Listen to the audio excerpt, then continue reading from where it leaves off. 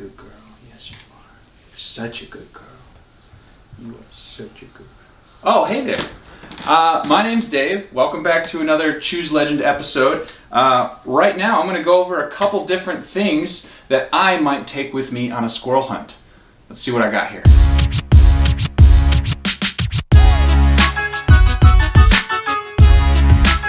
So this gun is actually my father's Remington 870. It's a Wingmaster, and it's from about 1997. Excuse me, from about 1997 from what I've gathered. So I was planning on taking this gun tomorrow on a squirrel hunt with a buddy of mine, but seeing as it's going to be a bit rainy, I'm going to leave this one at home. It's got a really long barrel with the Wingmaster. It was before changeable chokes, so it actually is stamped on this barrel here. It says full choke. I will show you the other gun that I'm taking tomorrow. Here is my Remington 870. Just a pump, basic. It's actually a deer combo gun, so it's got the bird barrel and it's actually got a rifle barrel that I use when I hunt in Michigan for deer. There's certain places in Michigan you can't hunt with a rifle. You have to use a slug out of a shotgun. So this is the gun I'll be taking tomorrow. It's a little bit more weather resistant, and the thing I really like about it on those long hunts is it actually does have mounts for a sling. When you're walking around in the woods all day, it's really nice to be able to throw this over your shoulder and trek around without having to keep it in your hands all the time. One of the other things you can bring is a 22, whether it's bolt action, semi-auto. 22 is a great squirrel round too, and you don't have to worry about beating up the meat too much. Just aim for a good lung shot or a head shot with that 22. It's a great way to harvest squirrels, but when the leaves are on, it's a little bit different. So when those leaves come down, bring out the 22. When the leaves are on, I typically opt for the shotgun. And even a 20 gauge will work great, even a 410 gauge. So let's talk about shells. I am bringing a 12 gauge tomorrow, so I have these Remington game loads. If there's a picture of the squirrel in the box, it's a pretty good guess that it's a good round for shooting squirrels. These are 1 ounce shot, 6 shot, and 2 3/4 length in 12 gauge. Also for rabbits as well. I've also got some Federal Upland steel. This is nice because the steel shot, it's not as heavy as lead, but it still has plenty of knockdown power and you don't have to worry about getting lead in your meat. Let's talk about bags or totes. So I have 3 different options that I typically bring, and you can mix and match them as you see fit. But one of them being really handy is this is kind of a small game tote. This goes on your back and this ropes around to your front. So you clip it on over your existing clothing. You can put your shells, your squirrel calls, anything else you need quick access to up here. And then back here you've got this nice net that you can go ahead and put your squirrels in. I will point out the drawback of having your squirrels hang here is if you're doing a lot of walking, you're going to end up with this kind of banging on the back of your legs. And if it really starts to bother you with the bouncing, you can just turn it over sideways like this. All of a sudden the bouncing stops since it's on your side. This is a backpack that has some Hunter Orange on it, which is kind of nice. But I can toss a ton of stuff in here, more stuff than I ever really need to bring. Extra shells, water bottles, knives. If you have any allergies, I'm allergic to bees, I typically throw an EpiPen in here so I carry it with me. Hats, gloves, face masks, anything you need for whatever the weather's throwing at you. And then the last pack is I have this little, just drawstring kind of tote. And I think this is probably what I'll be using tomorrow. This is excellent because you can go ahead and put a couple little things in here that you need, but put them in Ziploc bags because this could also be used for squirrels too. Just throw the squirrels in there, they're not going to get anything else bloody, and this you can just toss right in the washing machine when you get home. So great option.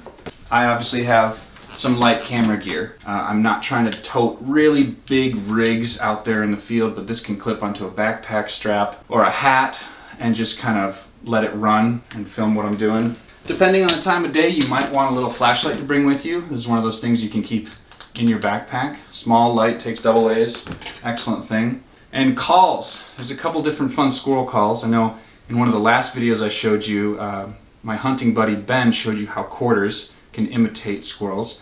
But this right here is by Primos. It's called the Squirrel Buster.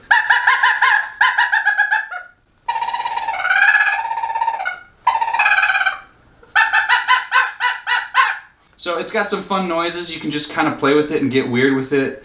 This bark right here really gets their attention. It's kind of a territorial bark.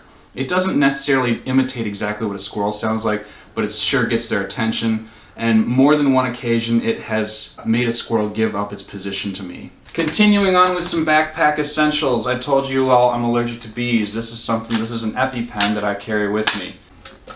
Water bottle. No explanation needed. And here I have an assortment of knives.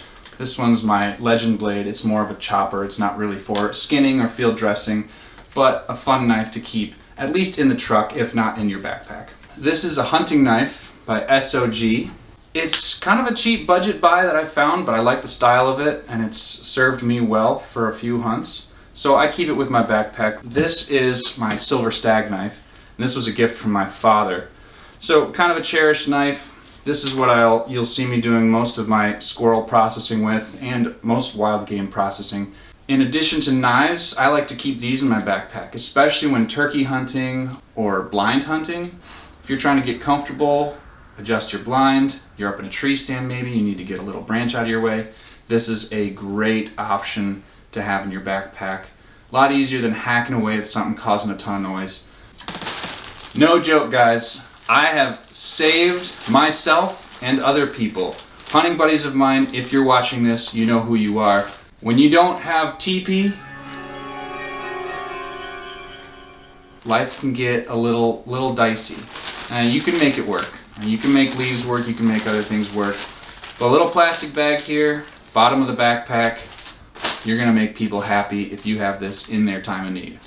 Okay, when you're hunting with the 22, shooting sticks are great, especially when you got a scope on your 22 and you're making those long shots. Squirrels are tiny, 22s are tiny. It helps to have an extra rest for that rifle when you're making those long shots. Let's say you're not doing too much walking. You're just out for a leisurely hunt and you're just gonna be sitting down staring up in the trees. Little $10 chair you can pick up at Bass Pro. Very comfortable, and you can set up camp wherever. In the warmer months, especially in Tennessee, you northern folks don't have to worry about this as much. Snake gators are a concern. We have cottonmouths in these woods, and in some place rattlesnake issues as well. So snake gators just kind of strap on your leg here over your hunting clothes, and they have kind of a hard plastic there that will help prevent punctures from fangs or venomous snakes. And it's kind of nice when you're going through some briars or some thorny patches, a little bit of extra protection for your legs. Depending on the season, squirrel season overlaps a lot of other seasons. Turkey, rabbit, deer mainly. You gotta be aware of who else is in the woods hunting. So, good thing to keep with you is some hunter orange. It is bow season in Tennessee right now. During rifle season, you have to wear a hat and a full vest. Depending on your weather, a raincoat is also a great idea. So once I get my morning coffee and I'm comfortable and I'm awake and I'm ready to take off, I always bring a little cooler out to the truck. Let me show you what's in it. When I'm done hunting and we come back to the truck, if you're successful and you have some squirrels, it's nice to be able to clean those squirrels and get the meat cooling off. It's always nice to be able to put them in a little plastic baggie and then put them in your cooler that has some ice in it already. Talked about some of the knives I carry. These game shears are a total game changer when it comes to field dressing squirrels. Now you don't need any sort of glove to field dress a squirrel, but it's sort of nice not having to wash your hands real good before you hop back in the truck. I also like to carry this big, heavy jug of water. It acts as a sink on the go. You open this vent here, you can pop this open and rinse off your squirrels. If you nick anything bad in the guts, you can rinse that off. You can wash your hands. You can rinse off matted fur. It's a great thing to have on you. In the cooler, I also keep a little Tupperware bowl. So you put a little bit of water in this bowl and get your whole squirrel wet a little bit first, get that fur matted down, and all of a sudden the whole job is a whole lot easier because that fur isn't just frizzing everywhere.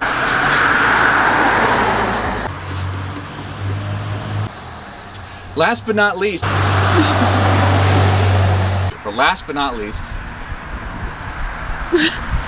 last but not least is a piece of wood, a flat board, some leftover particle board, something that you can put on a tailgate gonna make your life so much easier when you're processing that meat.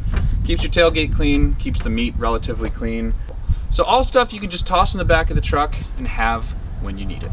So obviously I don't need all of this stuff for a morning squirrel hunt tomorrow, but I'm gonna bring a shotgun, a couple shells, a camera so I can film what we're doing. I'm so bad at YouTubing.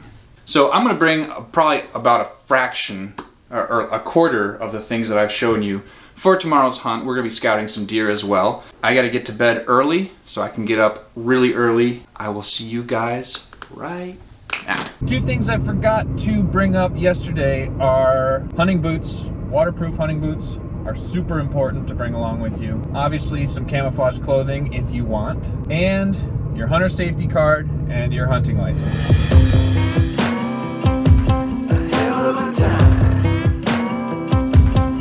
I go straight from the bank, gassing up the tank, cranking up the